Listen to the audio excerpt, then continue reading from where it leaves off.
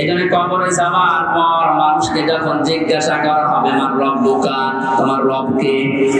লোকটা যদি বলে রব্বি আল্লাহ, আমার রব আল্লাহ, সঙ্গে সঙ্গে ফেরেশতারা জিজ্ঞাসা করবে মা দীনুকা, তোমার জীবন ব্যবস্থা কি?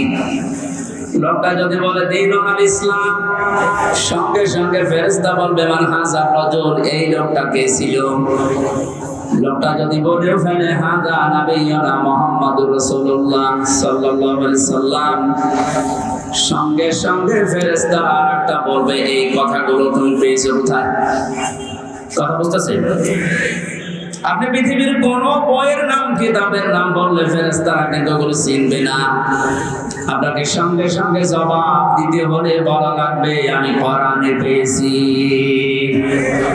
কারণ ফেরেশতারা এই একটা কিতাব চেনে। আল্লাহ জানে কিতাব কোন দিয়েছেন, এই একটা কিতাব, এমন দামি কিতাব, এটা আল্লাহর পক্ষ থেকে এই পৃথিবীতে আল্লাহ নিজে পাঠিয়েছেন। নবীজি এই কিতাবুন শব্দটা ব্যাখ্যা করতে গিয়ে হাদিসে জানিয়েছেন মানে তাবাল হুদা বিগাইরিল কুরআন আদাল্লাহুল্লাহ, তিরমিজির হাদিস। এখানে ডিসকাস হচ্ছে, কথা শুনবেন, অ্যাক্টিভ হয়ে শুনবেন। আমি কিন্তু প্রশ্ন করবো, এটা ক্লাস চলছে না? ক্লাসের পরে যে প্রশ্ন করা হয় আমি কিন্তু সামারাইজ করে প্রশ্ন দেবো, আন্দাজে যদি শুনতে এসেছেন না। আল্লাহ নবীর এই কথার ভেতর থেকে দুইটা শিক্ষা আমি পেয়েছি।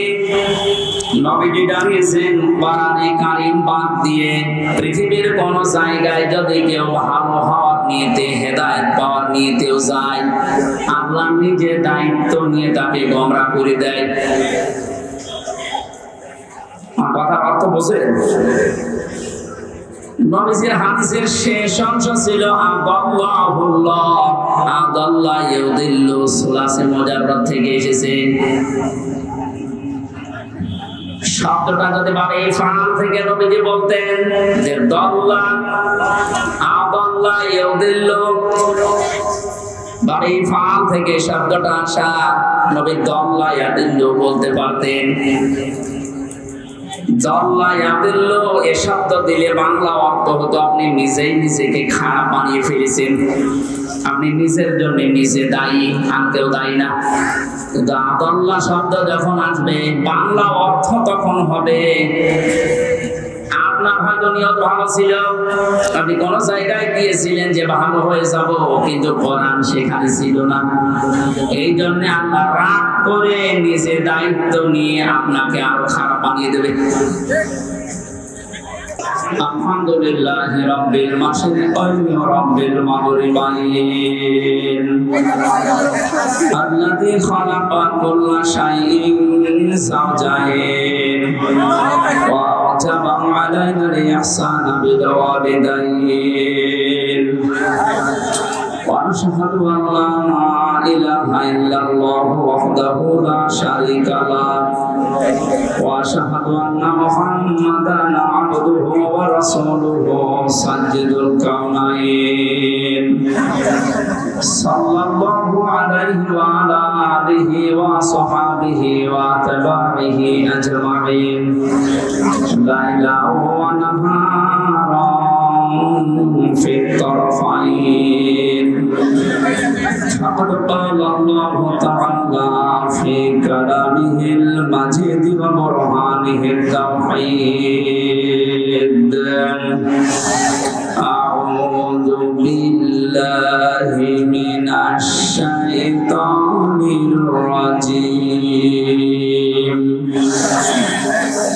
بسم الله الرحمن الرحيم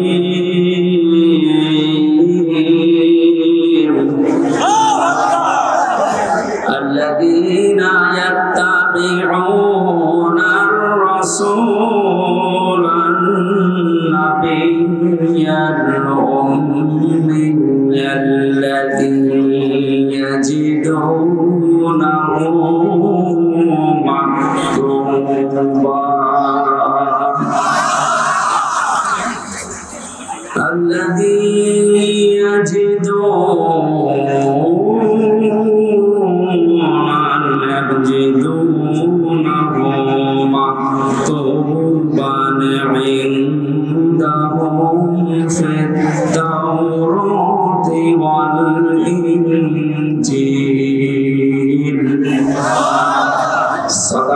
يا ربنا. عن علي رضي الله تعالى عنه قال قال النبي صلى الله عليه وسلم يوشك أن يأتي على الناس زمان لا يبقى من الإسلام إلا اسمه ولا يبقى من القرآن إلا رسمه مساجدهم عامرة وهي خراب من الهدى علماؤهم شر من تحت أديم السماء من عندهم تخرج الفتنة وفيهم تعود رواه البيهقي. وقال تعالى في شان رسوله وما زادهم إلا إيمانا وتسليما. اللهم صل على محمد وآله وصحبه وبارك وسلم. الحمد لله. কথা বন্ধ করে ওইভাবে শোনেন, এখন ডিস্টার্ব হয়ে যাবে। দেখতে বারবার বলা হয় নিচু করে দেবেন, এরা আসলে কি বলবো, এখন তো সময় নষ্ট হবে। যেভাবে আছেন এভাবে দেখেন, আগামী থেকে আমি ঠিক করবো ইনশাআল্লাহ।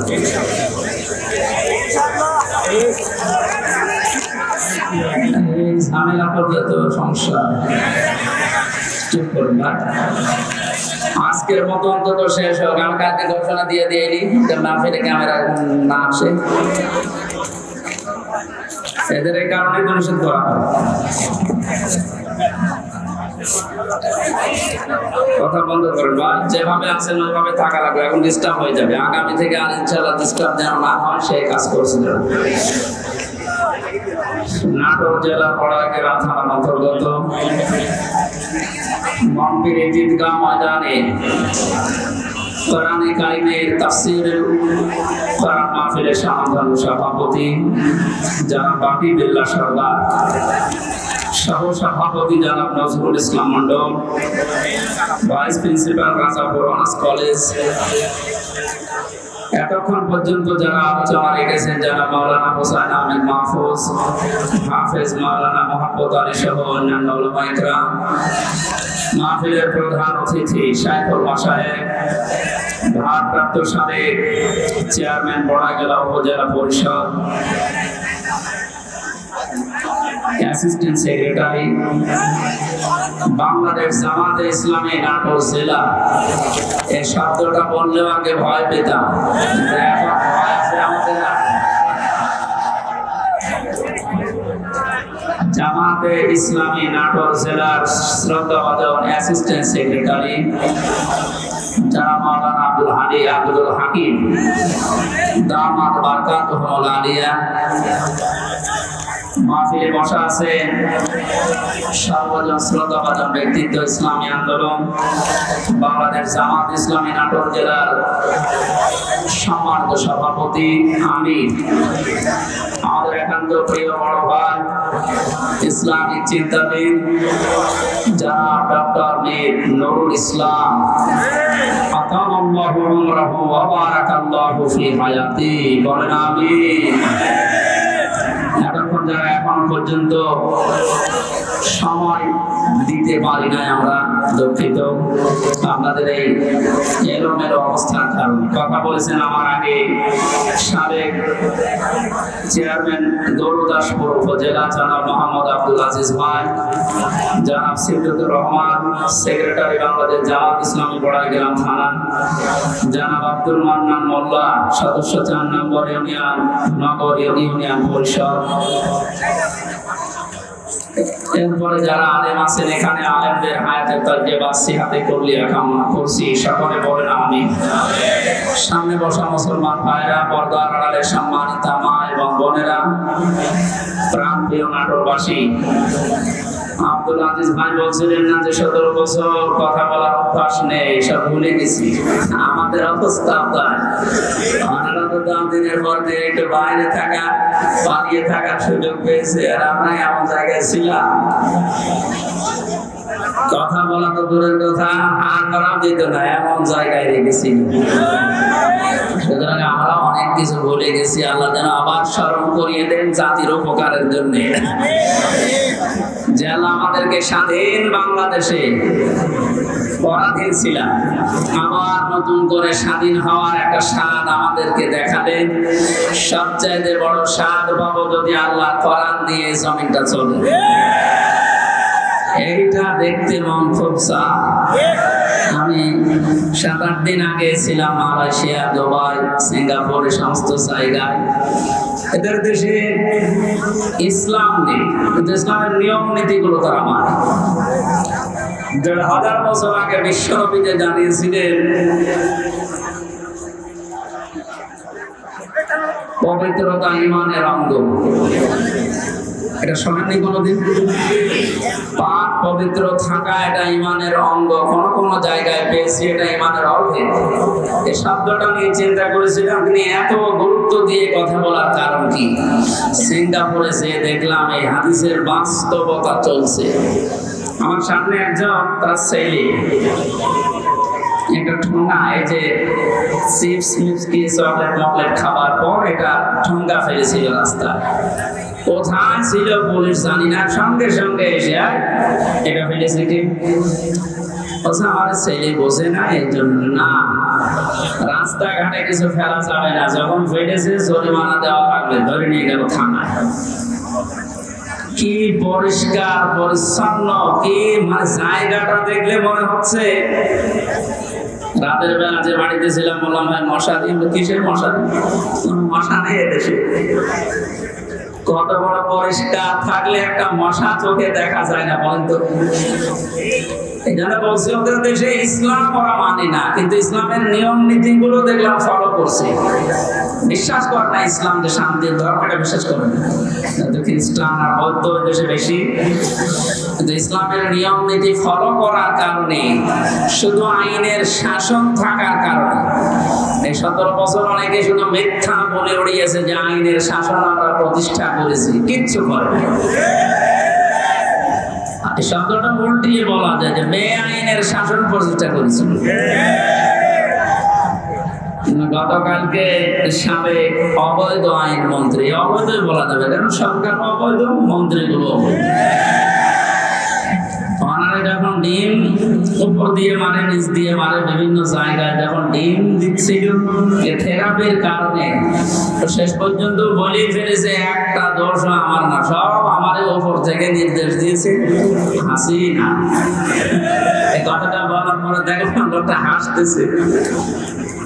তার মনে হয় তার আমার এক মামা এসেছে আজকে সাথে কুষ্টিয়া থেকে, অনেক মামা, ওর একটা হালকা তার কাটা আছে। আমার মনে হয় এই বেটারও তার এরকম কেটে গেছে।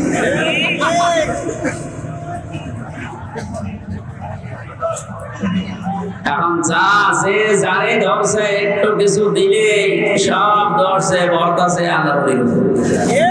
আর যেটা দরবেশ মনে কর্তা, এই দরবেশ যে এত খারাপ, দাড়ি কেটে নম হয়ে গেছে। ওরা দেখলে পর্যন্ত শয়তান হাসে যে আল্লাহ তুমি আমার শয়তান বানিয়েছো, এটা তো আসল শয়তান ছিল।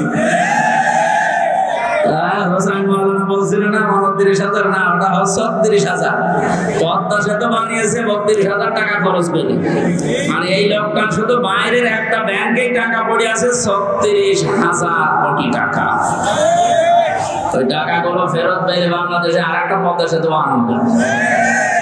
মালয়েশিয়া দেখলাম এই যে পেনাং থেকে এই আর একটা শহরে যাবার সময় 2টা ব্রিজ পরপর, একটা মনে হয় 8 কিলোমিটার, একটা 17 কিলোমিটার। এই যে বিশাল বিশাল ব্রিজ তারা বানিয়েছে, বাংলাদেশেও সম্ভব, শুধু এই দরবেশদের টাকাগুলো বাইরে থেকে নিয়ে আসা দরকার। এই জন্য যারা দায়িত্বে আছেন আহ্বান জানাবো, এসব দরবেশ হোক আর ধর্মেশ হোক, এদেরকে এইভাবে বিভিন্ন জায়গা দিয়ে ডিম যখন দিচ্ছে কি বলবো, এগুলো নিয়ে এই টাকা পয়সা গুলো সব আমাদের দেশে নিয়ে আসেন, এই দেশ ইনশাল্লাহ দাঁড়িয়ে যাবে। আমরা পবিত্র পরিষ্কার পরিচ্ছন্ন হওয়ার কথা বলছিলাম। স্বাধীন দেশে যেহেতু এখন আছি, চোখে 52 বছর 53 বছর তো আমার বয়স না, আমার বয়স 32-33 বছর। এখানে যারা আছে এরকম বহু বয়সের মানুষ আছে। এই মানুষগুলো সহ আমরা দেখেছি এই 52 বছর বিভিন্ন মানুষে দেশটা চালিয়েছে, কিন্তু কাঙ্ক্ষিত মানের শান্তি আমরা এখনো পাইনি। এখন শুধু বাকি আছে যে কোরআন দিয়ে চললে কেমন দেখা যায় এটা দেখতে বাকি আছে। এটা আমরা দেখতে চাই কিনা? এটা এমনি এমনি হবে? কথা শেষ করবো।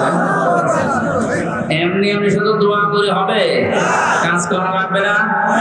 সুতরাং কোরআন দিয়ে চালাবে যারা, এরকম মানুষগুলোকে আজ আমরা ওখানে পাঠাতে চাই আর দেখতে চাই চর্ম চোখে। আল্লাহ আমাদেরকে তুমি একটু দেখা তৌফিক দাও যে জমিনটা কোরআন দিয়ে চলছে। দল মত নির্বিশেষে আমরা এই অনুষ্ঠানে ইবাদত মনে করে এসেছি। বলে তো আলহামদুলিল্লাহ। তাআওয়ানু আলাল বিররি ওয়াত তাকওয়া ওয়া লা তাআওয়ানু আলাল ইসমি ওয়াল উদওয়ান। আল্লাহর ঘোষণা, এই পৃথিবীতে তোমরা ভালো কাজে, নেক কাজে একে অন্যকে সাহায্য করো, অন্যায় কাজ করবা না, অন্যায় কাজে সাহায্য সহযোগিতা করবা না। আজ আমরা আহ্বান জানাচ্ছি, রাষ্ট্র যেহেতু সংস্কার আরম্ভ হয়ে গেছে বা চলছে, আমরা সব জায়গায় ইসলাম দিয়ে সংস্কার করতে চাই। নবীর উপরে দরুদ আর সালাম পাঠ করার মাধ্যমে তেলাওয়াতকৃত আয়াত থেকে যেটা লিখে দিয়েছেন এর উপরে ভিত্তি করে আমরা তাফসীরুল কোরআন মাহফিলে তাফসীর আকারে কথা বলতে চাই ইনশাআল্লাহ। জবান খুলে কোরআনে কারিম থেকে। আমি যেহেতু 8-9 দিন ছিলাম, মাওলানা মিজানুর রহমান আজহারি ভাই, এরপরে ডেভিড লিও নামে একজন আছে ইসলাম চিন্তাবিদ স্কলার, অনেক দামি লোক। তারপর ডক্টর জাকির নায়েক সাহেবের সাথে দেখা হয়নি, হওয়ার কথা ছিল। এই মানুষগুলোর কাছে বিশ্বে আমি যে কয়েকদিন ছিলাম, আমি সবচাইতে বড় বিষয় পেয়েছি, ওনারা আলেমদের কিছু দায়িত্ব কর্তব্য, যেহেতু ওনারা মজলুম মানুষ, আসবে, দেশে ফিরে আসবে। মিজান ভাই জানিয়েছে আমি কিছুদিনের ভেতরে এই দেশে যাবো। আমি বলেছিলাম ভাই দেশে আসার পরে কুষ্টিয়া, আমার জন্মভূমি কুষ্টিয়াতে কোরআনের কথাগুলো চলে না, কারণ যে দুইজন শয়তান এই বাংলাদেশে আল্লাহ পাঠিয়েছে ওই জেলায়। আমার জন্মভূমি, তারপরও আমারে বলতো না। এই যে খুলনা বিভাগের 10-11টা জেলা, একটাতেও আমার কথা বলতে দিত না। যাওয়ার আগে 144 ধারা জারি হয়ে যেত।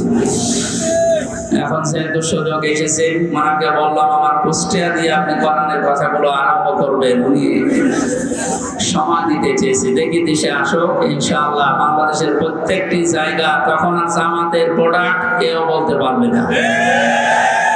যারা বলতো তারা এখন কবরে। আল্লাহ রাব্বুল আলামিন তার কোরআনে কারীমকে যেন উন্মুক্ত করে দেন দেশের জন্য এবং প্রতিষ্ঠা করে দেন। বলেন আমিন।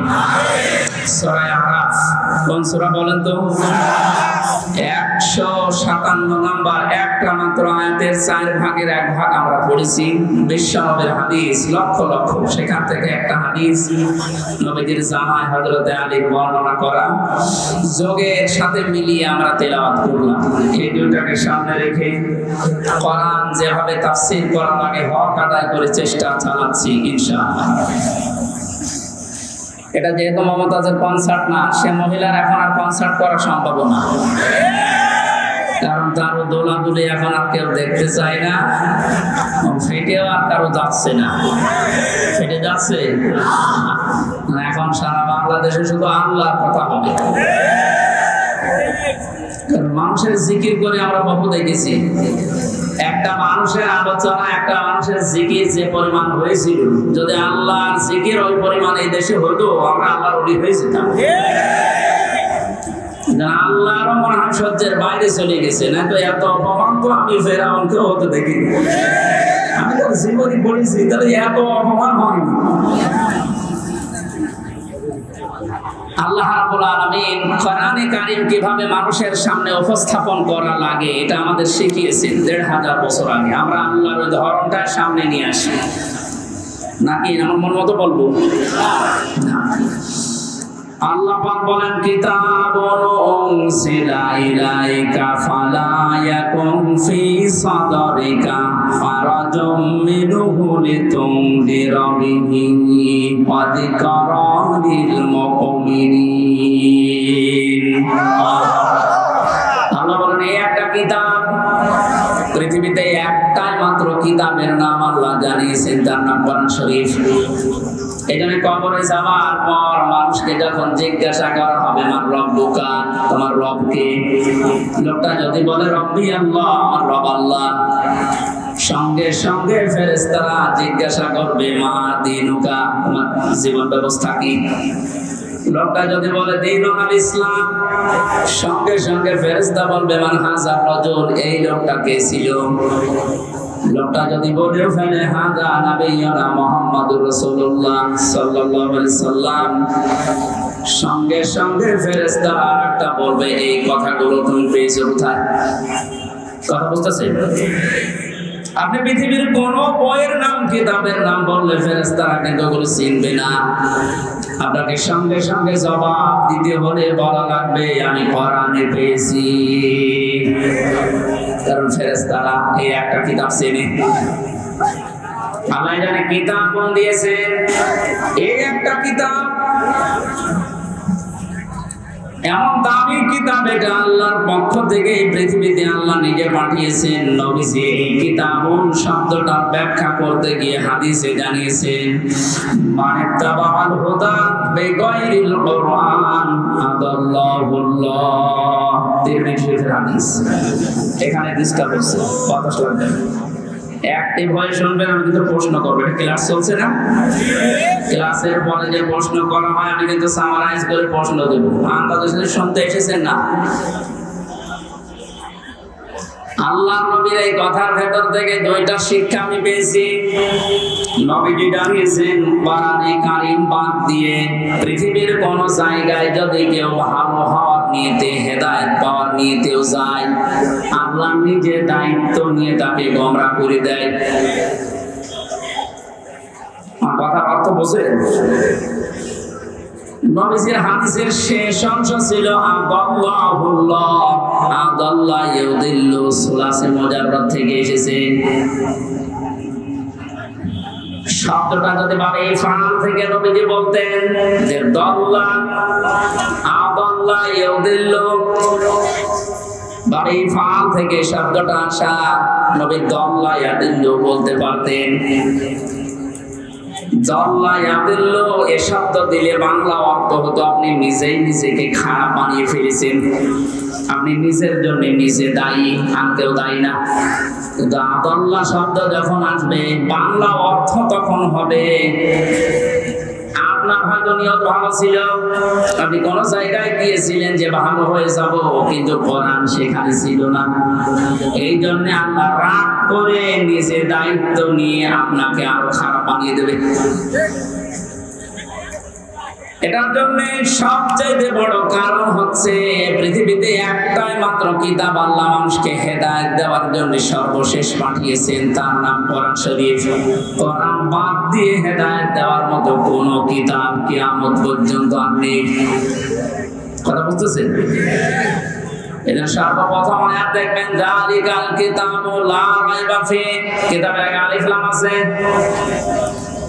আল্লাহ নির্ধারিত করে জানিয়েছেন একটাই মাত্র কিতাব যেটা মানুষকে হেদায়েত দিতে পারে, তার ভেতরে কোনো সন্দেহ নেই, ভুল নেই, অবকাশ নেই। হাদিসের বাস্তবতায় আমি যেটা পেয়েছি, বাংলার জনগণ কোরআন যেখানে নেই ওইরকম জায়গায় এখন থেকে যদি আপনি ভালো হওয়ার নিয়তেও চান, আপনাকে আমির হামজা খারাপ বানাবে না, খারাপ বানিয়ে দেবে কে? এবার এক বাক্যে বলবেন হেদায়েত দেওয়ার একচ্ছত্র মালিকানা হামজা, বলেন নবীজির। আল্লাহ ছাড়া পথ কেউ দেখাতে পারে না, হেদায়েত দিতে পারে না। উনি যদি বলেন আমি তোকে খারাপ বানাবো, বলেন তো কে আছে আপনাকে পথ দেখাবে? বলেন এই জন্য আমার শেষ কথা, ফাইনাল কথা এইটাই, আজকে থেকে সিদ্ধান্ত দৃঢ়ভাবে নেওয়া লাগবে। কোরআন যেখানে নেই, সে যত বড় বাবার দরবার হোক, যত বড় রাজনৈতিক দল হোক, যেখানে কোরআন চলে না, কোরআনের কর্মসূচি নেই, আমি ওখানে যাব না। যদি আমি ভালো হওয়ার নিয়তেও থাকি, তাহলে আমার খারাপ বানিয়ে গোমরা বানিয়ে জাহান্নামে পাঠাবে কে? আমার মনে হয় এই ওয়াজটা যদি আজ আমরা বাংলার 18 কোটি জনগণের ভেতরে 10 কোটি মানুষও মেনে নিতে পারি, এদেশে আমরা গোমরাহি থেকে মুক্ত হব। আল্লাহ রাব্বুল আলামিনের হেদায়েত আমাদের জন্য আম হয়ে যাবে। আশা করছি আপনি কথাটা মেনে নেবেন আপনার প্র্যাকটিক্যাল জীবনে, যে কোরআন যেখানে নেই ওইরকম দলে আমি আজকে থেকে আর নেই। এটা শুধু সামিয়ানার নিচ পর্যন্ত শেষ, বাইরে নিয়ে যাবেন তো যেখানে কোরআন নেই। তাহলে যদি আপনি জানো ভালো হওয়ার নিয়ত আপনার ছিল, কিন্তু আপনাকে আল্লাহ ভালো রাখবে না। শ্বশুরকে মানুষ অনেকে বাবা বলে ডাকে, এটা হারাম না, জায়েজ আছে, কিন্তু নিজের বাবার সামনে যদি বারবার শ্বশুরকে আব্বাসান বলেন, লোকজন জিজ্ঞাসা করে এইটাকে, এটা আমার শ্বশুর আব্বা, আর এটা চিনি না, বাবা রাগা বলে। বাবা বলা জায়েজ আছে বলে আপনি একেবারে সব সময় মুখে ফেনা তুলে ফেলবেন আব্বাসান বলে। আসল যেটা জন্মদাতা বাবা, ওর কোনো খবর নেই, ওনার মনে যেমন দুঃখ লাগার সম্ভাবনা আছে। কোরআনে কারীম আল্লাহ হেদায়েত দেওয়ার জন্য পাঠিয়েছেন। এটা বাদ দিয়ে সত্যি যদি আপনি কোন জায়গায় আপনার নিয়ত ভালো নিয়েও যান, আল্লাহ কিন্তু দায়িত্ব নিয়ে আপনাকে খারাপ বানিয়ে দেবে। আল্লাহ এই জন্য শব্দটা প্রথমেই দিয়েছেন কিতাব, এই একটা কিতাব উনসিলা ইলাইকা, হে নবী আপনার প্রতি আমি এটা নাযিল করেছি। ফালা ইয়াকুম ফি সাদরিকা হারাজুম মিনহু লিতুনদিরা বিহি। এই কিতাব দিয়ে যখন ওয়াজ করবেন, এই কিতাব দিয়ে আপনার উম্মতদেরকে যখন সতর্ক করবেন, তখন আপনার মনের ভেতরে যেন কোনো সংকীর্ণতা না আসে। হারাজুম শব্দের ব্যাখ্যা পেয়েছি আমি তাফসীরে 2টা, একটু খেয়াল করেন। এক নম্বরে কোরআনে কারীম দিয়ে যখন আপনি মানুষকে বোঝাবেন, তাফসীর করবেন, ব্যাখ্যা বিশ্লেষণ দিবেন, তখন আপনার মনের ভেতরে যেন এই ধারণা না আসে, না জানি অনেকের আবার মন খারাপ হয় কিনা। এরকম মানুষের দেশে ছিল না, কোরআন দিয়েই বলতো, কিন্তু কেটে যেত, চেপে যেত, গোপন করতো, মনে মনে ভাবতো সব যদি কোরআনের কথা ওপেন ভাবে খোলাখুলি বলি, সবার মন পাওয়া যাবে না, অনেকে আমার মন খারাপ করবে। এই জন্য নবীজিকে আল্লাহ প্রথমে এই শব্দ দিয়ে জানিয়েছেন, আপনি যখন কোরআন প্রচার করতে যাবেন, তখন আপনার মনের ভেতরে যেন কোনো সংকীর্ণতা কাজ না করে, যে কে কি বলল। 2 নম্বরে আবহাওয়ার কাল থেকে অনেক নিয়ম নীতি ইসলাম মনে করে মানুষ পালন করে আসছে। আপনি যখন কোরআনে কারীমের কথাগুলো সঠিকভাবে তুলে ধরবেন, ওইগুলো টিকবে না, এমনি কেটে যাবে। তখন হয়তো অনেকের মন খারাপ হবে, আপনি সবার মন তো পাবেন না।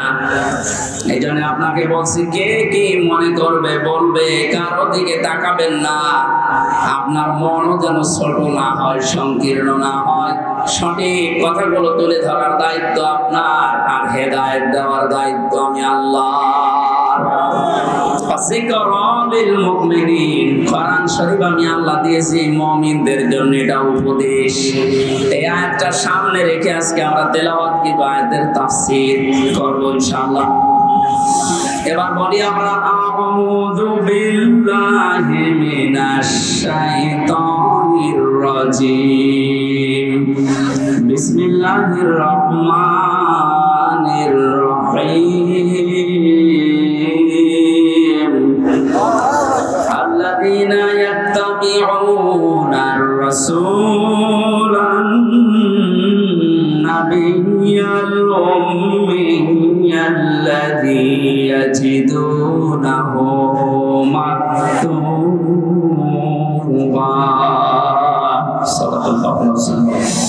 সূরা বলেন তো? আরাফ। আরাফ মানে প্রাচীর। আরাফ মানে কি? বিভিন্ন অর্থ আছে। আরাফের অন্যতম অর্থ হচ্ছে আরাফ মানে প্রাচীর। কিয়ামতের দিন আল্লাহ জান্নাত জাহান্নামের মাঝে একটা প্রাচীর দাঁড় করাবেন। কিছু মানুষকে আল্লাহ ওই জায়গায় বসাবেন, জান্নাতেও দেবে না জাহান্নামেও দেবে না, ওখানে স্টিল তারা বসে থাকবে, দাঁড়িয়ে থাকবে। এদিকে এত নড়াচড়া কি সমস্যা কি? এদিকে আসার দরকার নেই। দেখেন তো কি বলে, দেখেন না তো বলো হয়েছে, ঠিক আছে। না আপনি যদি আমল করতে না পারেন তাহলে আসার দরকার নেই। নামকরণ বলছে, তাফসীর করার জন্য 13টা জিনিস সামনে রাখা লাগে। আমরা উসুলে তাফসীরের যে নিয়ম পড়েছি, এখানে কত আলেম বসে আছে দেখতে পাচ্ছেন না? নাকি ফাটা যায় একজনকে লাগিয়ে দেবো? সাদা করলে কি ইবাদত থাকবে? এটা কষ্ট হচ্ছে গরমে আমাদের, তারপরও যেহেতু এটা ইবাদত, এই কারণে আমরা বসে আছি কিছু নেওয়ার জন্য, নাকি? আরাফ কি নাম বললাম? এটা একটা প্রাচীর, জান্নাত জাহান্নামের মাঝে আল্লাহ রাখবেন। নামকরণের ভেতরে আমি তাফসীরে তাবারি থেকে বলছি এটা। নবীজি বলেন সাহাবীরা, এখানে আল্লাহ যাদেরকে বসাবেন এদেরকে জান্নাতেও দেবে না জাহান্নামেও দেবে না, একেবারে স্থির। প্রশ্ন করলেন সাহাবী, হে নবী এদেরকে আল্লাহ জান্নাতে দিচ্ছে না কারণ কি? বিশ্বনবী জানিয়েছেন এই মানুষগুলোকে আল্লাহ জান্নাতে দেবে না তার অন্যতম কারণ এরা মা বাবার সাথে খারাপ আচরণ করত।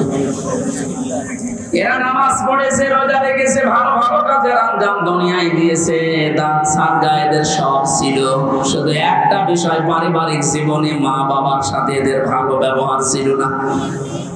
এজন্য কোরআনে কারিমে আল্লাহ জানিয়েছেন, বাবা রব্বুকা আল্লাহ তা'বুদু ইল্লা ইয়াহু ওয়া বিল ওয়ালিদাইনি ইহসানা।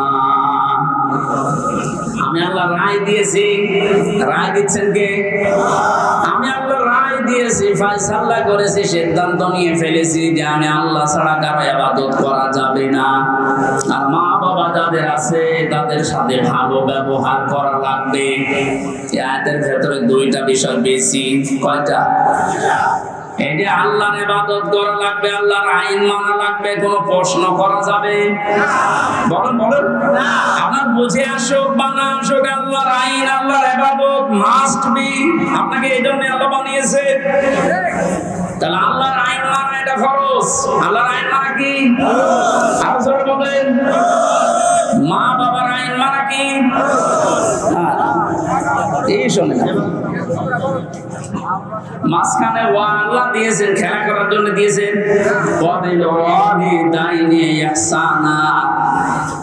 মা বাবার আইন মানা ফরজ না, মা বাবার সেবা করা ফরজ। মা বাবার পেছনে খরচ করা, তাদের সেবা শুশ্রূষা করা, এটা কিন্তু নফল না, মুস্তাহাব না, মুবাহ না। এটা আল্লাহর নামাজ যেমন পড়েন ঠিক ওই রকম ফরজ। এই মানুষগুলো এই কাজ করে না, এই জন্য আল্লাহ এই জায়গায় দাঁড় করিয়ে রেখেছে। সাহাবী বলেন, হে নবী এদেরকে আল্লাহ জাহান্নামে দেয় না কেন? তাহলে বিশ্বনবী বলেন, সাহাবীরা এই মানুষগুলো দিন কায়েমের জন্য দুনিয়ায় আন্দোলন করেছে, চেষ্টা চালিয়েছে, এই কারণে জাহান্নামে দেয় না। তাহলে হাদিস থেকে বোঝা যায় দুনিয়ায় যারা দিন কায়েমের জন্য চেষ্টা চালাবে, সংগ্রাম করবে, মুজাহাদা করবে, এই মানুষগুলোর জন্য জাহান্নামের আগুন হারাম।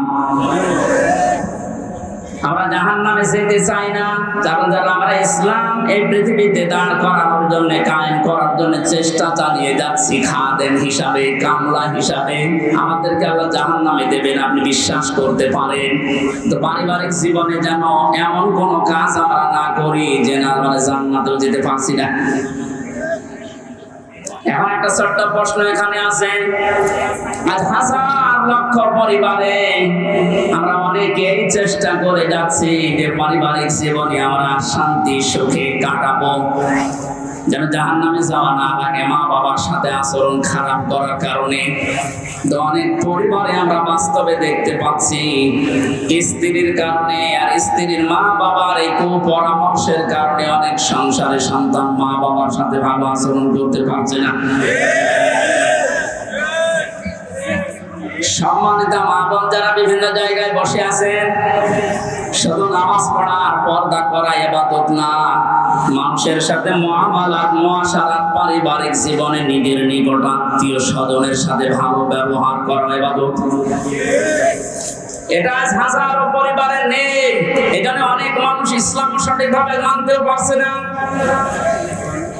বাস্তবতায় সে দান সাদকা নামাজ রোজা হজ যাকাত বহু কিছু করছে, পারিবারিক জীবনে স্ত্রীর শুধু মন ছোট থাকার কারণে নিজেও বাধ্য হয় স্ত্রীর কারণে মা বাবার সাথে খারাপ ব্যবহার করতে। আপনি কিন্তু আমাকে আরাম নামক জায়গায় দাঁড় করাতে বাধ্য করছেন। সুতরাং স্ত্রী যারা এসেছেন ওরা মন উদার করবেন, মনে করবেন যাদের বাড়িতে আসলাম এগুলো আমার মা আর বাবা। আমি হাজারো মেয়ে লোককে দেখেছি নিজের মা বাবা দোষ করলেও কিছু মনে করে না, মাফ করে দেয়, মানিয়ে নেয়। তো শ্বশুর শাশুড়ি একটু ভুল করলে মানাতে পারে না, তখন স্বামীর কাছে আস্তে আস্তে কানে কানে কথা তুলে দেয়। এরকম মহিলা দেশে নেই? শ্বশুর শাশুড়ি যারা বসে আছে ওরা তো এখন বগল বাজাচ্ছে যে কাজ হচ্ছে। কোরআনে কারীম জানিয়েছে ওয়াকুলু লিন-নাসি হুসনা, মানুষের সামনে হাসি মুখে ভালো কথা বলবা, এটা একটা সাদকা দেওয়ার সওয়াব হয়ে যাবে। আপনি শ্বশুর আর শাশুড়ি হয়েছেন তাতে কি? মেয়েটা 18 বছর 20 বছর 22 বছর পরে আপনার বাড়িতে এসেছে, এটাকে নিজের মেয়ের মতো মনে করতে পারেন না। আল্লাহর কসম, আমি আল্লাহকে সামনে নিয়ে বলছি, সাক্ষী করে বলছি, সত্যি যদি মা আর বাবা নিজের মেয়েকে নিজের ছেলেকে যে নজরে দেখে, পুত্রবধূকে এই নজরে যদি দেখতে পারত, আমরা হাজারো সন্তান আর নামক জায়গায় থাকতাম না। আহ্বান জানাচ্ছি, আমরা তো চেষ্টা করছি কিন্তু আপনাদের এই ছোট মনের কারণে পারছি না। আপনার মনটা উদার করেন, কি করবেন আপনি দুনিয়ার এই সয় সম্পদ দিয়ে যদি জাহান্নামে যাওয়া লাগে? আল্লাহ আমাদেরকে আরাফ নামক এই জায়গায় যেন দাঁড় করিয়ে ভাগ্য হত না করেন। নবীজি কিন্তু হাদিসের শেষে আর বলেননি যে এরা যাবে কোথায়, বলেন তো এই হাদিসে পর্যন্ত থাকলে কি দাঁড়াচ্ছে অর্থ? জান্নাতেও যেতে পারছি না শুধুমাত্র এই কারণে, জাহান্নামও আল্লাহ দিচ্ছে না আমি ইসলামী আন্দোলন করার কারণে। অথচ এই জায়গায় যদি দাঁড়িয়ে থাকা লাগে আবাদান আবাদান আমার মতো হতভাগ্য মানুষ আছে। আল্লাহ আমাদেরকে হেফাজত করুন, বলেন আমিন। মক্কায় নাযিল হয়েছে সূরাটা, 206টা আয়াত আছে, 20টা 16টা রুকু আছে। ক্রমিক নাম্বার হিসাবে কোরআনে কারীমের এটা 7 নাম্বার সূরা। মাত্র একটা আয়াতের 4 ভাগের 1 ভাগ পড়েছি। আয়াতের ভেতরে 3টা বিষয় আমরা আলোচনায় নিয়ে আসব। 1 নম্বরে আমাদের নবী মুহাম্মদ রাসূলুল্লাহ 3টা গুণ আল্লাহ দিয়েছেন। কয়টা? যেহেতু বর্তমান প্রেক্ষাপটের সাথে আয়াতের একেবারে হুবহু মিল আছে। 2 নম্বরে আল্লাহর নবীর কর্মসূচি ছিল এই দুনিয়ায়, আয়াতের ভেতর থেকে আমরা 6টা পেয়েছি। কয়টা? 3 নম্বরে আমরা যারা তার উম্মত এখন দাবি করব কিয়ামত পর্যন্ত, তাদের কর্মসূচি হবে, তাদের করণীয় হবে 4টা। তাহলে নবীজির পরিচয় তুলে ধরা হবে আয়াত দিয়ে 3টা, বিশ্বনবীর কর্মসূচি তুলে ধরা হবে 6টা, আর আমাদের করণীয় তুলে ধরা হবে 4টা। সব মিলে 13টা। কয়টা? এই 13টা বিষয় আজকের আলোচনায় আছে। আমরা একটা একটা করে তাফসীর আকারে শুনছি। আপনারা আছেন তো? আল্লাহ পাক বলেন আল্লাযীনা ইয়াত্তাবিউনার রাসূলান নাবিয়্যাল উম্মিয়্যা, তোমরা অনুসরণ করো, ইত্তেবা করো, দেখে দেখে চলো। এই যে তাবউন শব্দটা আছে, আমি 12 সালে যখন আলোচনা আরম্ভ করেছিলাম বিশ্ববিদ্যালয়ের 2nd ইয়ারে থাকতে, ওই সময় তাবউনের ব্যাখ্যা করেছিলাম। অনেকে ইন্টারনেটে এটা দেখেছেন, মনে আছে আপনাদের তাবউন মানে কি? তাবাউন মানে দেখে দেখে চলা।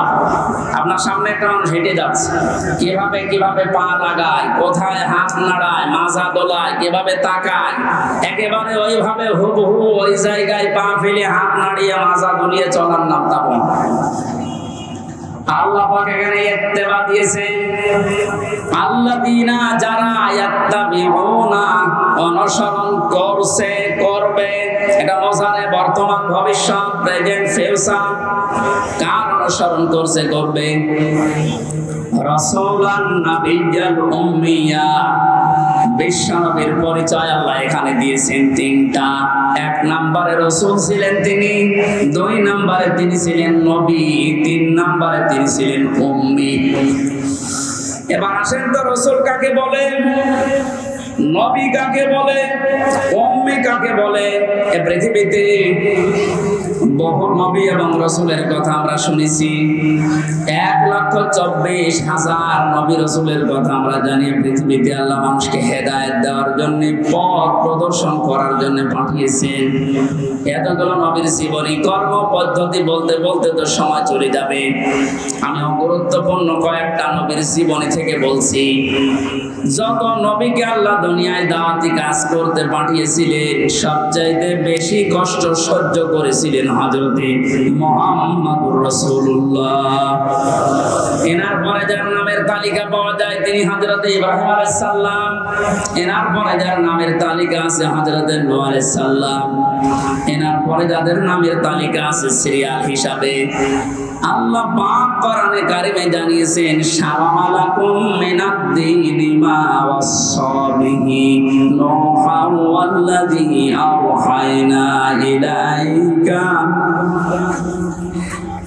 আমি নির্ধারিত করে দিলাম, লিখে দিলাম, নির্ধারণ করে দিলাম, আমি আল্লাহ সই স্বাক্ষর করে দলিল করে দিলাম তোমাদের জন্য। নূহ আলাইহিস সালামকে, ইব্রাহিম আলাইহিস সালামকে, ঈসা আলাইহিস সালামকে, এই সমস্ত মুসা আলাইহিস সালাম, এই বড় বড় নবীদের নামগুলো দিতে দিতে আল্লাহ জানিয়েছেন, হে নবী, এই প্রত্যেকটা নবীকে কিন্তু আমি আল্লাহ জানিয়েছিলাম, আনাকিমুদ্দিন, তোমরা দিন কায়েম করো। আপনাকেও আমি ওহী করলাম ঠিক ওইভাবে, ওয়াহাইনা ইলাইকা, আপনার প্রতি আমার একই ওহী, আন আকিমুদ্দিন, আপনি দিন কায়েম করেন জমিনে, ওয়ালা তাতাফাররাকু ফি, এই বিষয়ে কোনো ফতোয়াবাজি করবেন না। সময় কিন্তু এসে গেছে এখন এই দেশে ঠিক ওই রকম। আর যে যেখানে যে মতে চলেন না কেন, সবাইকে আমরা আহ্বান জানাচ্ছি, সবাই আসেন ঐক্যবদ্ধ হয়ে আল্লাহর দ্বীন, কোরআনে কারীম, ইসলাম এই দেশে আমরা এখন কায়েম করার পরিবেশ তৈরি করি। সত্যি যদি এটা কায়েম না হয়, হালালকে হালাল জেনে অনেক সময় মানা যাবে না, হারামকে হারাম জানার পরও ছেড়ে দেওয়া যাবে না।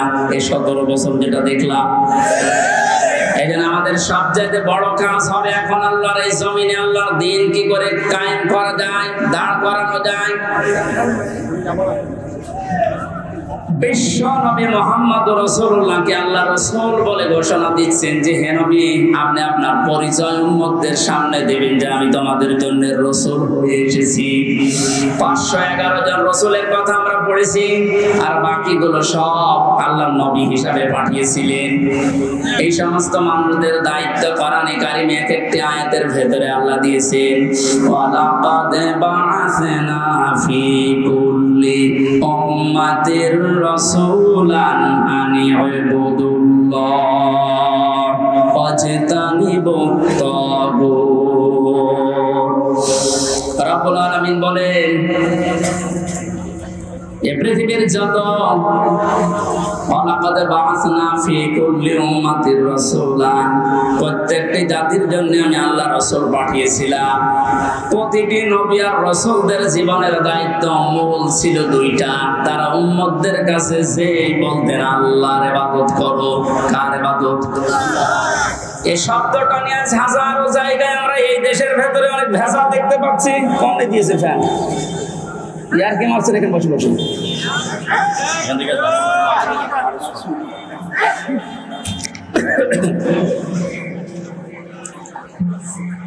এই যে ইবাদত, এই শব্দটা ব্যাপক অর্থবোধক একটা শব্দ।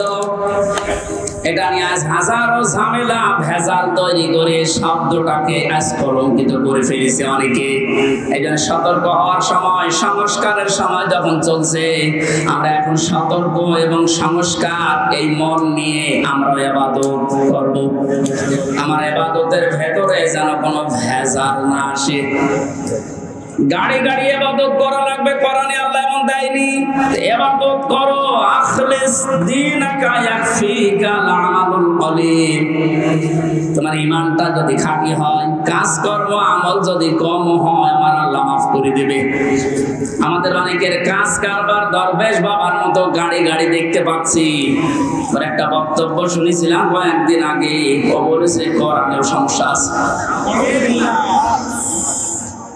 এই নামটা নিয়ে, আহলে হাদিসের নাম নিয়ে অনেক মানুষ আজ মানুষকে ধোঁকা দিচ্ছেন। আহলে হাদিস এই শব্দটা খারাপ না, কিন্তু শব্দটা নিয়ে আজ ধোঁকা দিয়ে বোকা বানিয়ে অনেকে এখনো পর্যন্ত জালেমদের পা চাটতেছে।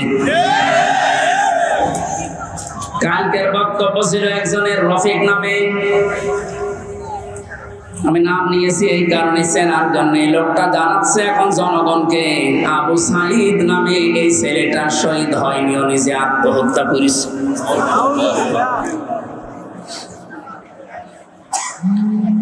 বিশ্বনবী কোরআন হাদিসের ভেতরে তিনি স্পষ্টভাবে জানিয়েছেন, কেউ যদি দেওয়াল চাপা পড়ে মারা যায় সে শহীদের মর্যাদা পায়, পানিতে ডুবে মারা যায় শহীদের মর্যাদা পায়।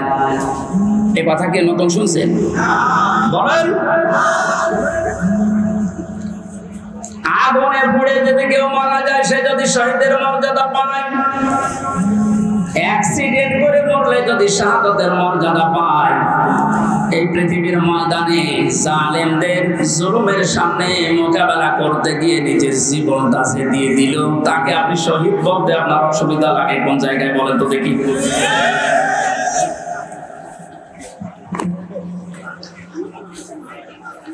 এবার আমরা দুইটা নোটিশ বলছি, যেহেতু এই শব্দটা শুনে আজ 2 দিন ধরে অনেক জালেমের দোসর যারা, তারা এখনো পর্যন্ত অপপ্রচার চালাচ্ছে এদের বিরুদ্ধে। এই জন্য এই দুইটা নোটিশ বলছি। সূরা বাকারা 154 নম্বর আয়াত, 2 নম্বর পারা, 2 নম্বর পৃষ্ঠা, 12 নম্বর 13 নম্বর লাইনে আছে, ভালো করে মিলাবেন। আল্লাহ পাক বলেন, আলা তাকুলু লিমান ইয়াকতালু ফি সাবিলিল্লাহি আমওয়াত বাল আহইয়াউ ওয়ালাকিন লা তাশউরুন। আপনি হয়তো এভাবে এতদিন চিন্তা করেননি, যেভাবে আমি বলছি মিলিয়ে দেখেন।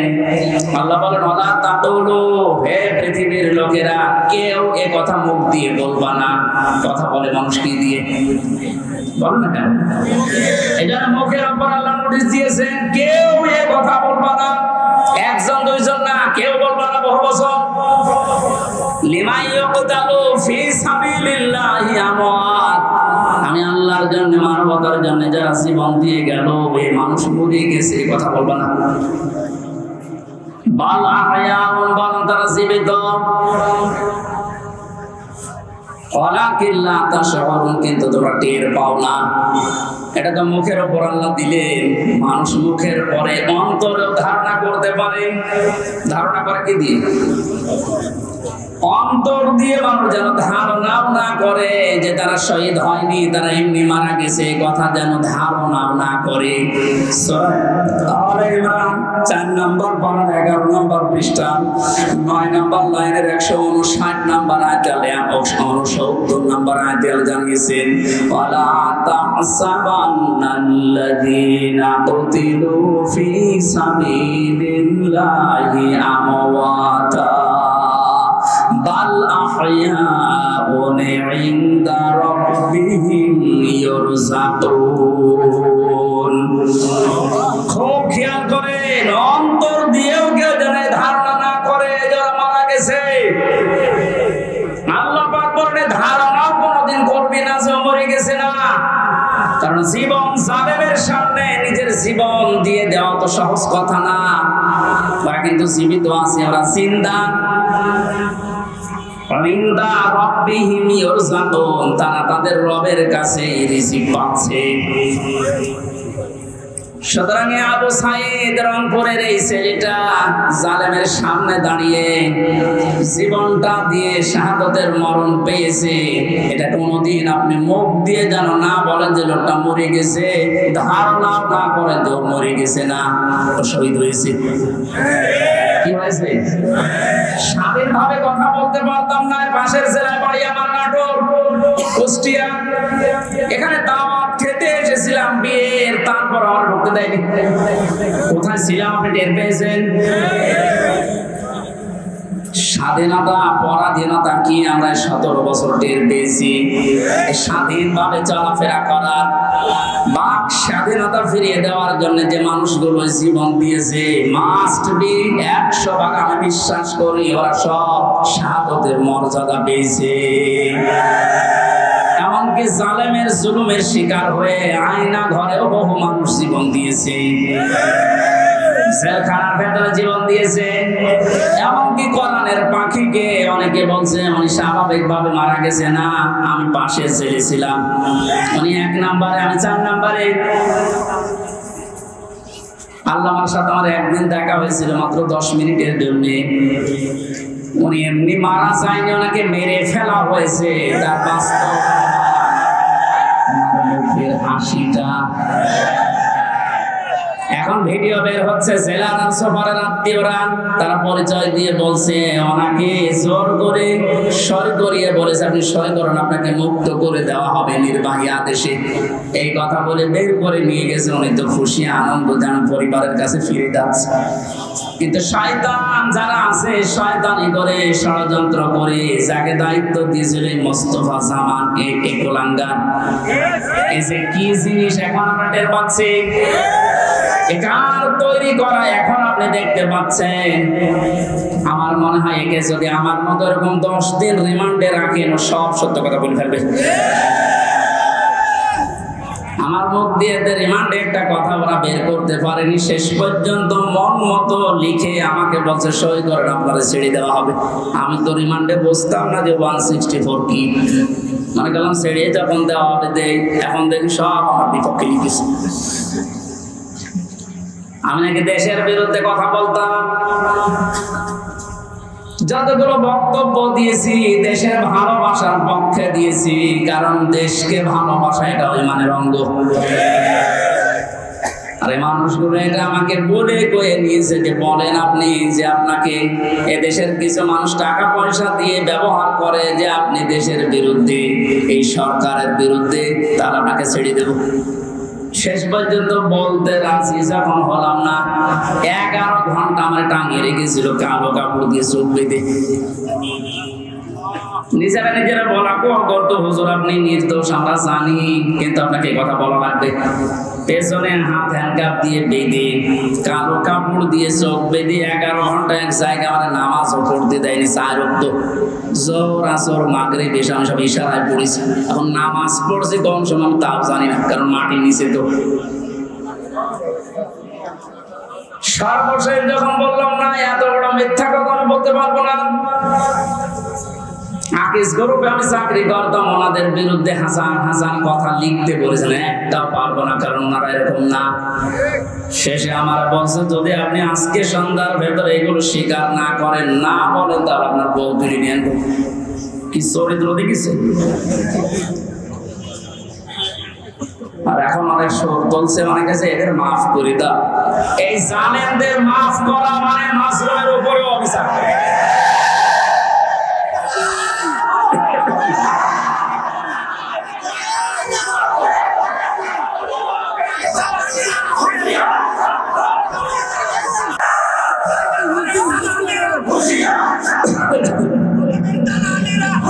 আমার ভাইরা, আপনি আমান আজমির জীবন ফিরিয়ে দিতে পারবেন? ব্যারিস্টার আরমানের স্ত্রীর কাছে আপনি কি জবাব দেবেন বলেন? কোথায় পৌঁছিয়েছেন তার জীবনটা? কি ট্যালেন্টেড সন্তান ছিল মীর কাসেম আলীর। আমি জেলখানায় থাকতে কারারক্ষী এসে আমার কুতুবউদ্দিন ওর বাড়ি রাজবাড়ি রাত 12টার পরে যখন ডিউটি হয়েছে এসে বলছে হুজুর একটা গোপন কথা বলি, কাউকে যেন বলিন না এখানে, তাহলে আমার সমস্যা হবে। কি হয়েছে বলে, আমি যেদিন দায়িত্বে ছিলাম মীর কাশেম আলীর, যেদিন ফাঁসি হবে লোকটাকে যে বললাম স্যার আর সময় নেই, মাত্র 3 ঘন্টা আছে, আপনি প্রস্তুতি নেন। উনি আমার বলছে ভাই কারারক্ষী এখনো তো সময় 3 ঘন্টা আছে, আমি 2 ঘন্টা ঘুমাই, তুমি আমার ডেকে দিও। আল্লাহর কসম, আমি আল্লাহকে সামনে নিয়ে বলছি যা যা বলেছে একটাও মিথ্যা কথা না, সবগুলোই এইভাবে বলেছিল। যে আমি পাহারা দিতে গিয়ে দেখলাম লোকটা ঘুমিয়ে গেল। 2 ঘন্টা পর ডাকলাম, ঠিক ঘুম থেকে উঠলো, গোসল করে ওযু করে শেষের নামাজটা শেষ করে একটা চা বানিয়ে বসে নেন। বললাম স্যার আমি চা খাবো না। আপনার কিছুক্ষণ পরে বলে জানি আমি, আর মাত্র 15 মিনিট আছে। জল্লাদ শাহজাহান এসে গেছে, ডাক দিয়ে নিয়ে যাচ্ছে, বলে চলেন। উনি আমার বলছিল ভাই আমির হামজা আপনাকে আমি বলি, আমিও তো মানুষ, উনিও মানুষ, মাত্র 3 ঘন্টা ধরে ফাঁসি, তার 2 ঘন্টা ঘুম আসলো কি করে? এই লোকটার সন্তান ব্যারিস্টার আরমান, উনি কিন্তু ওই সময় জানে যে আপনার ছেলে গুম হয়ে আছে, মরে গেছে না বেঁচে আছে তাও জানে না। বাংলাদেশ না বিশ্বের ভেতরে যদি আমার মনে হয় 100 জন মানুষ থাকে যে মানুষকে কর্মসংস্থান তৈরি করে দেয়, তার ভেতরে মীর কাশেম একজন। কত কিছু দুনিয়ায় তার ছড়িয়ে আছে, আমি হিসাব করতে পারবেন কি হামজার মতো সে? তার স্ত্রী সন্তান কোথায় আছে সে কিচ্ছু জানে না। এই কঠিন মুহূর্তে তার নিজের হাজারো যারা অনুসারী, তার সহকর্মী যারা হাজার হাজার মানুষ পালিয়ে বেড়াচ্ছে, জেলখানায় আছে, আটক আছে, মরে গেছে, এসব কিছু তার কাছে সংবাদ আসতেছে। এমন কঠিন সময় লোকটা 2 ঘন্টা ঘুমিয়েছে।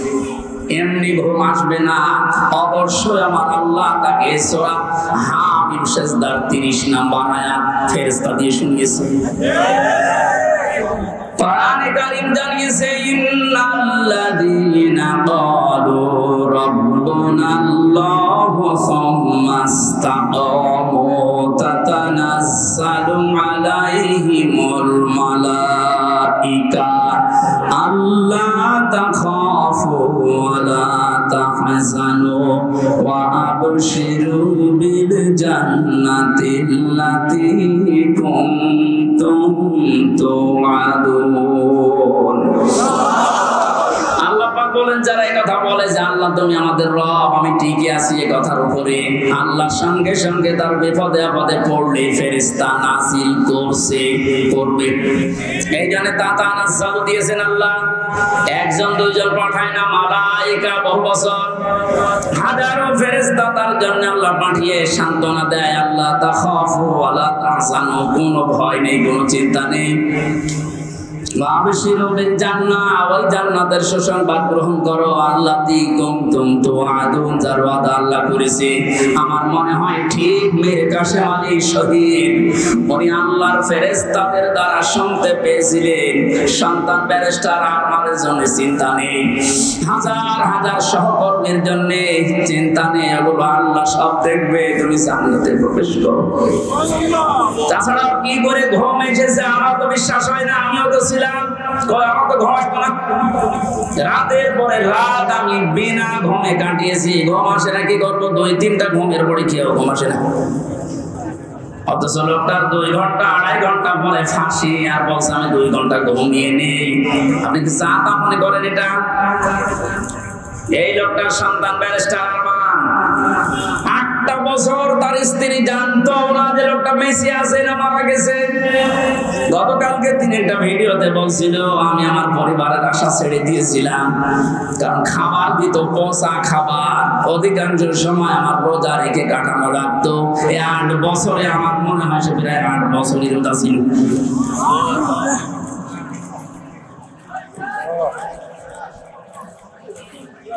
কোথায় পৌঁছিয়েছে তারা এই মানুষগুলো? আর উল্টা পাল্টা এখনো পর্যন্ত অনেক জালেমের দর্শকরা ধারণা করে যাচ্ছে যে কি করেছে যে আমাদের দেশ থেকে তাড়িয়ে দিল। কি করেছেন আপনি টের পাচ্ছেন না? আপনি যদি কিছু না করেন আপনার শুধু আইনা ঘরের কারণে ফাঁসি হওয়া দরকার। মানবতার সাথে যেটা কত বড় মারাত্মক অপরাধ আপনি টের পাচ্ছেন না? এখনো যারা ছিল তাদেরকে একটু জিজ্ঞাসা করেন। ব্রিগেডিয়ার আমান আজমি ভাই শেষ পর্যন্ত এই কান্না জড়িত কণ্ঠে বলেছে যে আমি সূর্যের আলো কি 10-12 বছর দেখি নাই। এদিকে 1.5 হাত, ওদিকে 1.5 হাত। আমার যে মাটির নিচে ছিলাম ওখানে তাও তো এদিকে 3.5 হাত, এদিকে 2.5 হাত ছিল। আরো ছোট। এরপরও জালেমদের পক্ষে আপনি সাফাই গান, জালেমদের পক্ষে কথা বলেন। আপনি মানুষ, আপনারও বিবেক মরে গেছে। মজলুম অবস্থায় এখনো আছি, এখনো পর্যন্ত অসুস্থ, আমার শরীর এখনো স্বাভাবিক হয়নি, এখনো মুসাফির অবস্থায় আছি। দোয়া করছে আল্লাহ কিয়ামতের আগে কোন জালেম যেন এই দেশে আর ফিরে আসতে না পারে। আমরা যারা আছি এই দেশে এখন, আমাদের আলেমদের উচিত হবে নবীরা, রাসূলরা তাদের যে পরিচয়গুলো আল্লাহ তুলে ধরেছিলেন, নবীর কাজ কি, রাসূলের কাজ কি, এই পরিচয়গুলো আমরা এখন জনগণের সামনে তুলে ধরবো। তাদের কর্মসূচি 6টা। কয়টা? আল-হাল্লুল হারামুত তাইয়্যিবাত, যারা হালাল করতো পবিত্র জিনিস। আজ বাংলাদেশে হালাল করা লাগবে পবিত্র জিনিসগুলো, আর হারাম করতো তারা অবৈধ জিনিসগুলো। বাংলাদেশে এখন প্রত্যেকটা সেক্টরে এখনো পর্যন্ত হারাম জিনিস জিয়ে রাখা হয়েছে। এদিকে তাকান, যারা দায়িত্বে আছেন, অন্তর্বর্তীকালীন সরকার থেকে শুরু করে যারা এখন দায়িত্বে আছেন, এই মুহূর্তে আপনাদের সিদ্ধান্ত নেওয়া লাগবে এই জালেমদের সহযোগী যতগুলো ছিল প্রত্যেককে ইমিডিয়েটলি এখনই ওদেরকে বহিষ্কার করা লাগবে। এটা সংস্কার যেহেতু চলছে, নবীদের কর্মসূচি 6টা ছিল, তার 2য় নম্বর এটা হালালকে হালাল বলে বৈধ জায়গায় দিয়ে দেন। এই 17 বছর যারা বৈধ চাকরিতে উন্নতি পায়নি তাদের কাজ উন্নতির ওই জায়গায় দেওয়া লাগবে, আর যারা অবৈধভাবে আন্দাজে চেয়ারের পর চেয়ার পেয়েছে তাদেরকে নিচে নামানো লাগবে। ইসলামী ব্যাংক থেকে শুরু করে বাংলাদেশের যত ব্যাংকিং ব্যবস্থা, বিচার ব্যবস্থা, প্রশাসন, ব্যবসা, প্রত্যেকটি দিক আর বিভাগে যেহেতু সংস্কার আরম্ভ হয়েছে, এই সংস্কার ইমিডিয়েটলি কয়েকদিনের ভেতরই করা লাগবে। এখনো পর্যন্ত এই হারামখোর যারা, এদের অভ্যাস এখনো যাবে না। বলছেন না হুজুর দোয়া করেন। নূহ নবীর চাই থেকে আমি বড় হয়ে গেছি। নূহ নবী দোয়া করেছিলেন না? কি বলেছিলেন? লা তাদারা আলাল আরদি মিনাল কাফিরিনা দাজ্জারা ইন্নাকা ইন তাদারহুম ইউদিল্লু ইবাদাকা ওয়া লা ইয়ালিদু ইল্লা ফাজিরান কাফারা। আমরা বহু চেষ্টা করেছি এদের পেছনে, 950 বছর দাওয়াত দিয়েছি। এদের যে চরিত্র, এদের আন্ডা বাচ্চা পর্যন্ত যেন জমিনে একটাও না থাকে, কারণ যেটা থাকবে ওর পেট থেকে যেটা আসবে ওইটা হবে ভালো। জুলুমের পুনরাবৃত্তি আমরা আর দেখতে চাই না। এটা মারাত্মক একটা অপরাধ, সবচাইতে বড় অপরাধ এই গুম। এটা মানুষকে আপনি মেরে ফেলতে পারতেন, সংবাদ দিতেন যে লোকটা মারা গেছে। দেওয়া ভাইয়ের সন্তানের সাথে নাটোরে যা করেছে, আপনি কি জবাব দেবেন বলেন তো? মেরে লোকটাকে ঘরের ভেতরে আপনি আটকে রাখলেন, পরের দিন জানতে পেরেছে জনগণ, এটাও মোবাইল ট্যাগ করে অনেক জায়গায় মরে পড়ে আছে। এই বিশ্বাসঘাতক এই জালেমকে যদি এখন নাটোরবাসী মাফ করে দেয়, তো কি জবাব দেবেন আপনি আল্লাহর কাছে, আরে দেওয়ার কাছে? আপনার ছেলেটা যদি হতো আপনি টের পেতেন। আমি একটু টের পেয়েছি, তাই আমার মুখ দিয়ে বড় দোয়া চলে আসছে। আমার মেয়েটা আমাকে আজ পর্যন্ত চেনে না। 3টা বছর আমার যোগাযোগ বিচ্ছিন্ন রেখে দিয়েছিল শয়তানরা। পরে আমি 8-9 মাস রেখে গিয়েছিলাম, এখন তো বয়স 4 বছর। আমার এখন পর্যন্ত আমার কাছেও আসে না, আমার ডাকেও না, আমার কাছে আসে না। মনে করো বিভিন্ন হুজুর আসতো, ওই রকম একজন আমি জেলখানা থেকে যেদিন বের হয়ে বাড়িতে গেলাম, আমরা বলছি হুজুর আমাদের বাড়ি চলে। আপনি হাসতেছেন, আমার মনের ভেতরে কত দুঃখ জানি না। আমার নিজের মেয়ে, আমার চিনি না। যে জালেমদের কারণে, জুলুমের শিকার হওয়ার কারণে ওদেরকেও যেন ওদের বংশধর না আছে। মা মাফ করে দেন। মাপ আপনি এই জায়গায় থাকলে আপনার মুখ দিয়ে মাপ বের হতো না। কিসের মাপ? সংস্কার যখন চলছে, নবীদের কর্মসূচি 6টা, এই 6টার ভেতরে 1 নম্বরে এইটা যে হালাল জিনিসকে হালাল জায়গায় নিয়ে এসে বৈধতা দান করেন। সুতরাং সেই মুহূর্তে বাংলাদেশের সবচাইতে বড় কাজ হবে যারা এতদিন পর্যন্ত জুলুমের শিকার হয়ে ওই জায়গায় যেতে পারেনি, ব্যাংকিং ব্যবস্থা বলেন, বিচার ব্যবস্থা বলেন, প্রশাসন বলেন, ব্যবসা বলেন, আজ ওদেরকে ওই জায়গাগুলোয় পৌঁছিয়ে দেওয়া লাগবে।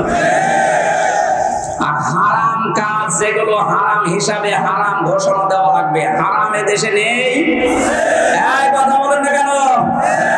বহু অবৈধ জিনিস অলরেডি বন্ধ হয়ে গেছে, সামনে আরো বন্ধ হবে ইনশাআল্লাহ। বারানি কারিম থেকে আবার বলছি,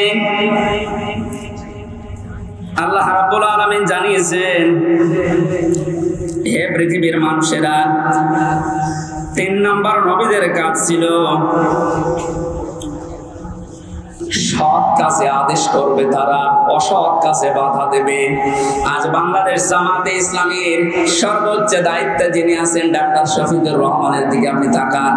4টা দিন এই লোকটার সাথে আমি এক ঘরে ছিলাম, কাশিমপুর কারাগারে। এটা মানুষ বলা যায় না, আমার মনে এটা ফেরেশতা। তার ঈমান কোন পর্যায়ে আপনি তার সাথে না মিশলে বুঝবেন না। মনে করছেন জামাত ইসলাম, না, কিসের জামাত? সে জামাতের ঊর্ধ্বে। লোকটাকে আমি একদিন বলছি, স্যার আমি তো 3 বছর আছি, আমি যোগাযোগ বিচ্ছিন্ন, ওইভাবে বলতে পারি না, আমার দেয় না। আমার মাওলানা মামুনুল হকের মোবাইল দিত না, অন্য সবাইকে দেয়, আমাদের দেয় না। হেফাজতের আরো যারা আলেম ছিল তাদের দিত না। পানাকে দেওয়ার পরে দেখলাম 4 তালা দিয়েছে। দেখা করতে যেয়ে বললাম, স্যার এখানে একটা উপায় আছে, আপনি যদি অনুমতি দেন তাহলে আপনাকে এই কারারক্ষীদের মাধ্যমে একটা কায়দা করে মোবাইল এনে দিই, ছোট মোবাইল, আপনি কথা বলতে পারবেন চুরি করে। কি বললেন? কার সাথে কথা বলবো? অথচ তার ছেলেটাও পাশের ছেলে আছে, তার ছেলেও ডাক্তার, পাশের 1 বিল্ডিং পরে তার ছেলে জেল খাটতেছে। কি হিন্দাল সার্কিয়া, কি শয়তানি নাম, উল্টো পাল্টা নাম দিয়ে বানাচ্ছে। তার স্ত্রী অসুস্থ হয়ে পড়ে আছে, সে যে একটু খবর নেওয়ার জন্য, না কার সাথে কথা বলবো, আমার বলছে, হামজা আমি সবাইকে, আমার দল সহ সবাইকে আমি আল্লাহর কাছে দিয়ে এসেছি। এই কঠিন মুহূর্তে এই কথা মুখ দিয়ে বের হওয়া, আপনি মনে করছেন এ আর কি, আমি জায়গার মতো জানতো ওটা মুখ দিয়ে কথা বের হয় কিনা? 5 তারিখের পর থেকে এই লোকটার যে উদ্যোগ দেখতে পাচ্ছি, আজ আমরা সারা বাংলাদেশ সহ যে অ্যাক্টিভিটিস, যে কাজগুলো, সৎ কাজের আদেশ, অসৎ কাজে বাধা দেওয়ার জন্য যে ভূমিকাগুলো পালন করছে, আমার মনে হয় এভাবে যদি আল্লাহ চালায়, কিছুদিনের ভেতরে এটা আমরা দেখতে পাবো। শুরু হয়ে গেছে, আল্লাহর দ্বীনের ভেতরে মানুষ এখন দলে দলে বালে বালে প্রবেশ করছে, তাদের অন্তত বিবেক একটু জাগ্রত আছে।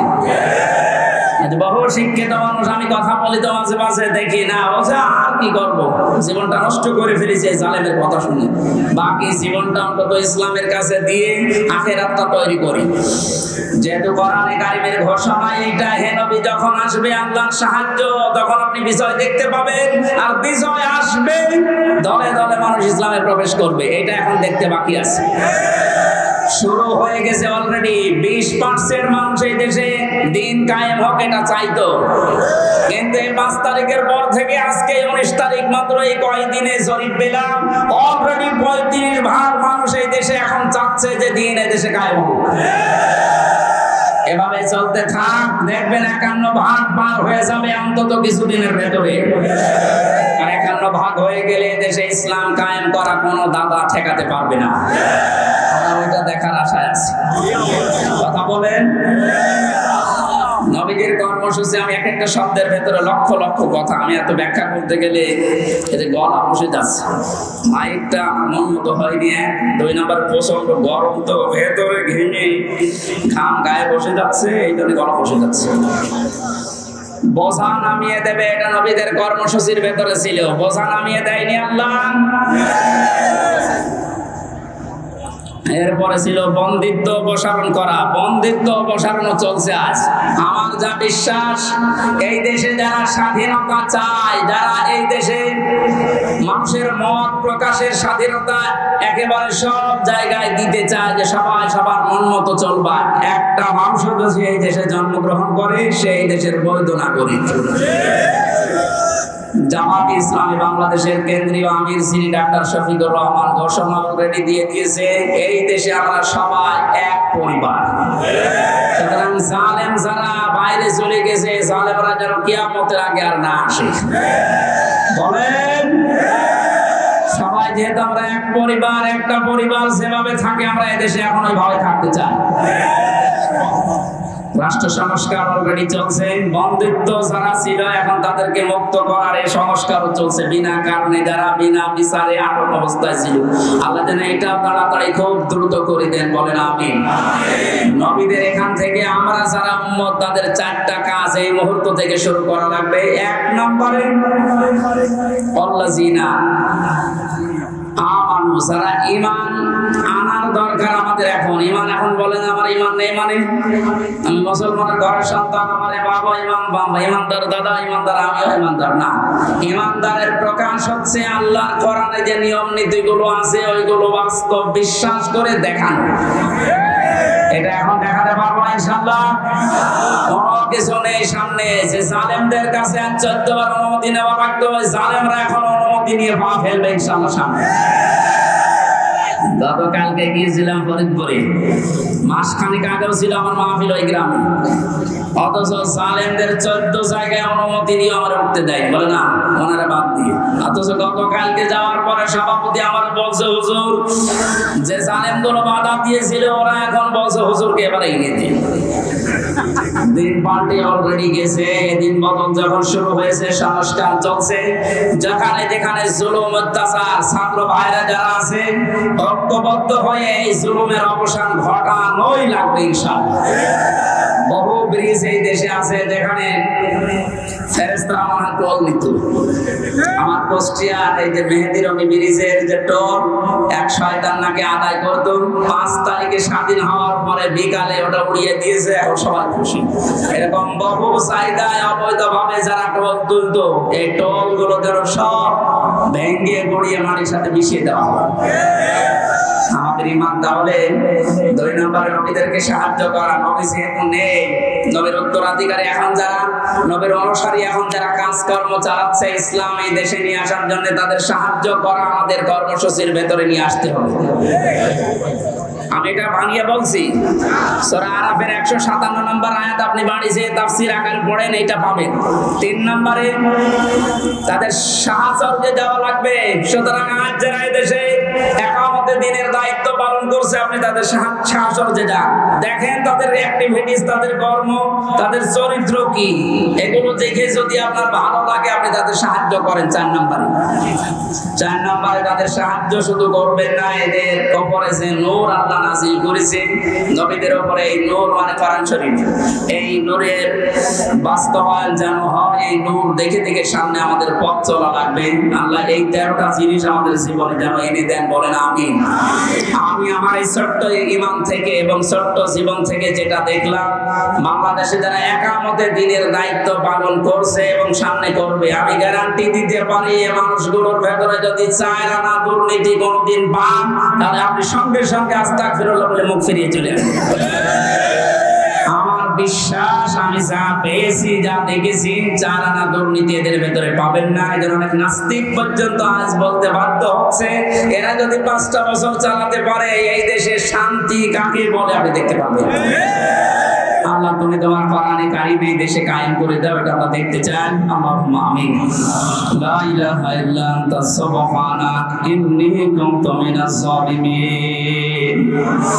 রব্বানা যালামনা أنفسنا وإن لم تغفر لنا وترحمنا لنكونن من الخاسرين রব্বুল আলামিন সারা জীবন অপরাধ করে জীবনটা নষ্ট করে ফেলেছি হাত উঠায় কথা বলবো ভয় করে লজ্জা করে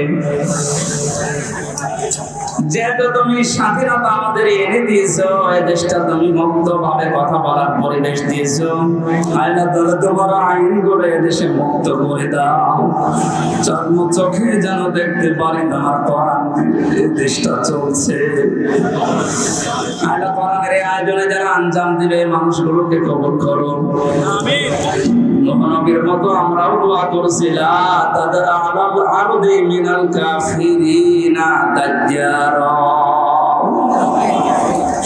শহীদ আল্লাহ তাআলা সাইদি সহ যত মানুষ দ্বীনের জন্য তোমাকে রব বলে টিকে থাকার জন্য ফাঁসির দড়ি গলায় নিয়ে শহীদ হয়ে জীবনটা দিয়ে গেল আল্লাহ তাদের শাহাদাতের সর্বোচ্চ মাকাম দান করো যে ছাত্র ভাইরা ছাত্র বোনেরা আল্লাহ তাআলা এই দেশটাকে জালেমের কবল থেকে মুক্ত করে স্বাধীনভাবে আমাদেরকে চলাফেরার সুযোগ করে দিয়ে গেল তাদের জীবনটা তুমি শাহাদাতের সর্বোচ্চ মাকামে নিয়ে যাও শহীদ আবু সাইদ ভাই শহীদ মুগ্ধ ভাই সহ শহীদ আবু রায়হান সহ আমি নাম না জানা 14 জন মানুষ আমার সামনে কুষ্টিয়া থেকে বিদায় নিয়ে গেল 5 তারিখে যত মানুষ সারা বাংলাদেশে বিদায় দিয়েছে আল্লাহ এদেরকে তুমি জান্নাত দিয়ে দাও আমরা অনেকে অসুস্থ আছে আমাদেরকে শেফায়ে কামিলা আজলা নসিব করো রব্বুল আলামিন বহু মানুষ এখানে এসেছে মনের ভেতরে কার কি কামনা বাসনা আছে আমি জানি না যার চেয়ে চাই আশা করে নিয়েছে আল্লাহ পূরণ করে দাও বড় স্বপ্ন দেখি আল্লাহ দেশটাকে নিয়ে বড় সাত জায়গায় তোমার কোরআনের আইন দিয়ে দেশটা চলছে এটা দেখা জীবনে কিছু যদি তোমার ভালো না লাগে হাজার হাজার বান্দা বান্দীদের দোয়া কবুল করো আল্লাহ এটা দেখে মরার তৌফিক দাও কোরআনের পাখির সারা জীবনের স্বপ্ন ছিল এই দেশে ইসলাম কায়েম হবে কালেমার পতাকা পথ পথ করে উঠবে তিনি দেখে যেতে পারলেন না আল্লাহ তুমি আমাদের চর্ম চোখে এটা দেখার তৌফিক দিয়ে দাও আল্লাহুম্মা গফিরলি ওয়ারহামনি ওয়াহদিনি ওয়াফিনি ওয়ারযুকনি ইয়া রাব্বাল আলামিন নাটোরের সন্তান আল্লাহ তাআলা অধ্যাপক দেলাওয়ার ভাই তার সন্তানটাকে হারিয়েছে যে জালেমের কারণে তার সন্তানটা বিদায় নিল আল্লাহ তুমি জালেমকে ছাড় দিও না তার সন্তানকে শাহাদাতের মৃত্যু শাহাদাত হিসাবে কবুল করে নাও মাহফিলের যত অতিথি এসেছে আল্লাহ কোরআনের এই খাদেমদেরকে তুমি কবুল করো মা বোনদেরকে তুমি পর্দায় থাকার তৌফিক দাও এলাকায় মাটির নিচে যত মানুষ ঘুমিয়ে আছে কোরআনের ইজ্জতে মাফ করে দাও আগামীতে এই অনুষ্ঠানটা কোরআনের প্রচারের জন্য বিশাল আকারে কবুল করো তখন কার কাছে আজরাইল আসে জানি না রব্বুল আলামিন আবার বলছি তুমি জালেমদেরকে আর এই দেশে প্রতিষ্ঠা দিও না আজরাইলকে দেখে যেন বলতে পারি লা ইলাহা ইল্লাল্লাহু মুহাম্মাদুর রাসূলুল্লাহ সাল্লাল্লাহু আলাইহি ওয়াসাল্লাম।